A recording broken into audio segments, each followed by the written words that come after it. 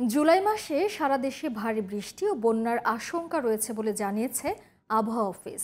ভারী বৃষ্টির কারণে দেশের বিভিন্ন স্থানে বন্যা পরিস্থিতির অবনতির পাশাপাশি প্লাবিত হতে পারে নতুন নতুন এলাকা।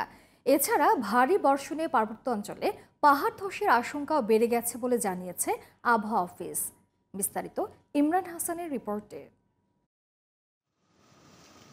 আবহাওয়া অফিস জানিয়েছে, জুলাই মাসে বঙ্গোপসাগরে 1 থেকে 2টি লঘুচাপ সৃষ্টি হতে পারে, যার মধ্যে একটি পরিণত হতে পারে মৌসুমী নিম্নচাপে। এছাড়া দেশের উত্তর, উত্তর পশ্চিম ও মধ্যাঞ্চলে 3-4 দিন মাঝারি বজ্রঝড় হতে পারে।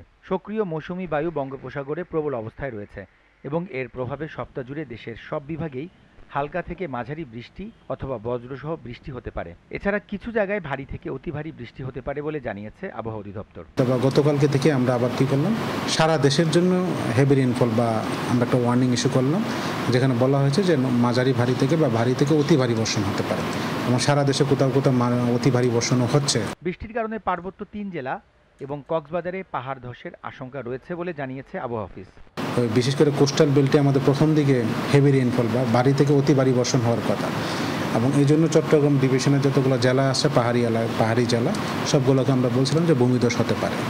তো পরবর্তীতে দেখা যায় এছাড়া উত্তর বঙ্গোপসাগর, দেশের উপকূলীয় এলাকা এবং সমুদ্র বন্দরের উপর দিয়ে বয়ে যেতে পারে দমকা থেকে ঝোড়ো হাওয়া। এজন্য মাছ ধরার ট্রলারগুলোকে সমুদ্রের কাছাকাছি থাকতে বলা হয়েছে।